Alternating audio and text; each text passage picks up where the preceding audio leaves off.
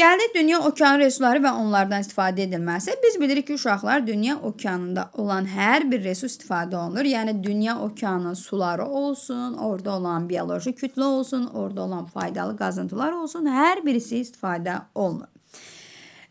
Quruda təbii resurslar bilirik ki, getdikcə azalır və insanlar artıq dünya okeanında olan resurslardan istifadə etməyə başlayıblar. Daha çox maraq göstərməyə başlayıblar. Bunu da müasir texnika, texnologiya vasitəsilə həyata keçirirlər.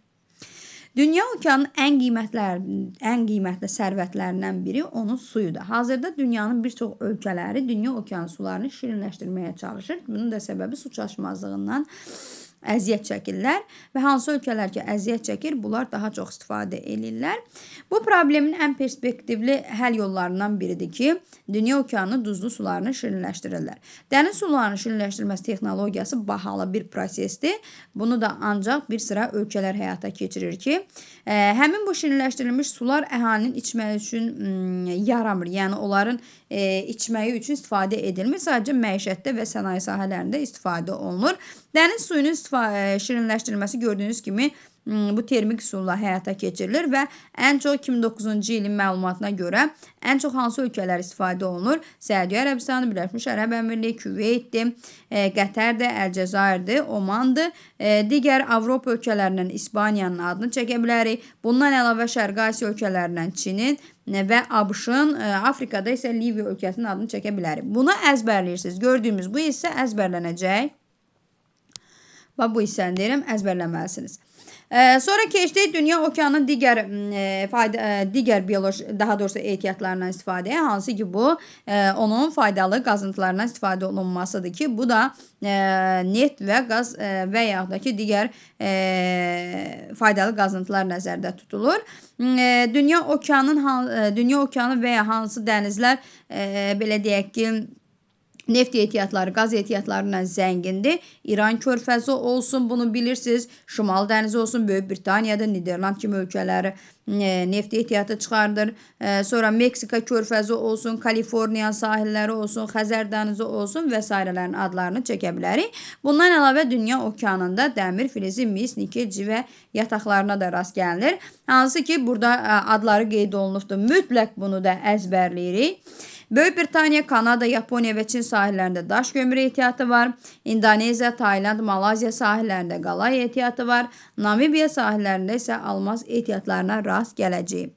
Sonra gəldiyi növbəti nə kimi istifadə oluna bilər dünya okeanının sularından? Əlbəttə ki, qabarma və çəkilmə prosesi nəticəsində enerji əldə olunur ki, bu da hansı ki, açıq okean sahillərində, dənizlərdə qabarma və çəkilmə hadisələri baş verirdi ki, orada da inkişaf etmiş ölkələr Fransa, Kanada, Böyük Britaniya, Avstraliya, Argentina, ABŞ, Rusiya kimi iqtisadi gücü çox olan ölkələrdə qabarma elektrik stansiyaları tikilməklə enerji əldə olunur.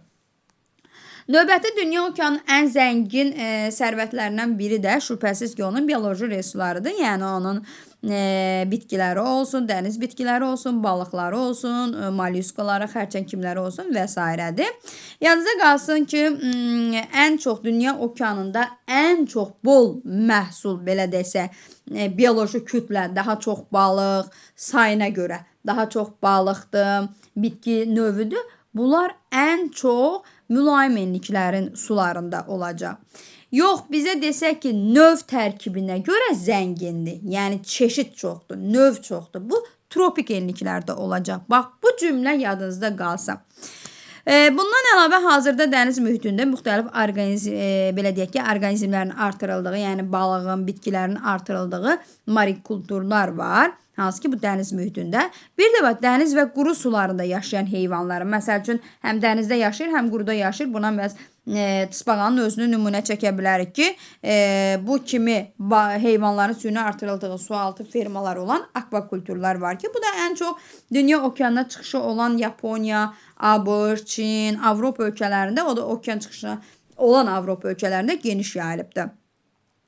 Sonra ən əsas amillərdən biri də dünya okeanından və dənizlərindən nəqliyyat kimi istifadə olunur ki, bu da ta qədimdən bu yana inkişaf edibdir. Dəniz nəqliyyatında ən çox belə deyək Atlantik okeanı, sonra Sakit okean daha çox mühüm nəqliyyat əhəmiyyətinə malikdir.